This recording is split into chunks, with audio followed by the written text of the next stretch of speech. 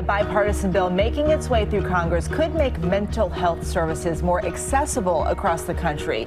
The Securing Facilities for Mental Health Services Act would bring an end to a roadblock that stops psychiatric hospitals from tapping into a key stream of funding. And joining us now from Washington, D.C. is lead sponsor of the bill, House Majority Whip and Minnesota Congressman Tom Emmer. Good to see you, and thanks a lot for being with us today. Great to be with both of you, DeMarco, Eva. Thanks for having me this afternoon. Of course. So how would this bill expand mental health care on a national level? Well, first we have to just put it in context for your viewers. We have a mental health crisis in this country, and we have a shortage of care facilities, beds, if you will, for people with mental health challenges. And in fact, the NIH in a 2021 study, DeMarco, said that we are off by about 40%. And if what this bill does is it would allow mental health hospitals and other facilities to apply for federal hospital mortgage insurance. In 1968, Congress passed the Fair Housing Act, which had Section 242 in it, which to incent people to build hospitals and expand hospitals. They created this federal hospital mortgage insurance, but they excluded mental health facilities. And what we're trying to do is correct that, because we've got this severe shortage, and the longer we don't deal with it, you probably know, we're pushing people with serious mental health issues into homeless centers, into hospital emergency rooms, and worse yet, into our jails. So the big point of this bill is to create more beds, because you say there's a bed shortage when it comes to these mental health hospitals.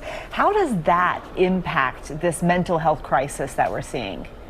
Well, if you think about it, when you're sending someone who has a significant mental health crisis back out onto the street, if they were initially seen in an emergency room and we're sending them back out of the street, it's just a matter of time before they harm themselves, or perhaps worse yet, others, and they may end up in the legal system.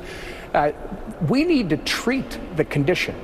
This is no different than having a broken leg. People have mental health challenges that we can treat, and we want to be able to treat them in a extended setting, right, inpatient mental health facilities, so that we can return them to productive members of society. I think that should be everyone's goal. We have to ask you about the race for the White House. Former President Trump had a big win in Iowa earlier this week. What do you think this means for the Republican Party as we head into New Hampshire, which is coming up next? Well, I mean, it's pretty clear to me that what it means is people are motivated to get out and vote. When you're looking at Iowa, where you had 10 to 20 below zero in some places, and people are still participating in the process, it shows you the level of their intensity and their motivation. And quite frankly, I understand it. You've got double-digit inflation. You've got unrest all around the world. People have serious concerns, and they're worried, and they're getting involved in the process. And it looks like Donald Trump will have the same experience in New Hampshire. He should win New Hampshire, and it's very likely, well, I think he's going to be our nominee, and it's time to unify if we're going to make sure that we have a change in the White House. And with that said, Vivek Ramaswamy just dropped his bid for presidency, and he suggested that Nikki Haley and Ron DeSantis do the same thing. Your thoughts? Well, listen, unlike others, I like all of these people. I've worked with every one of them.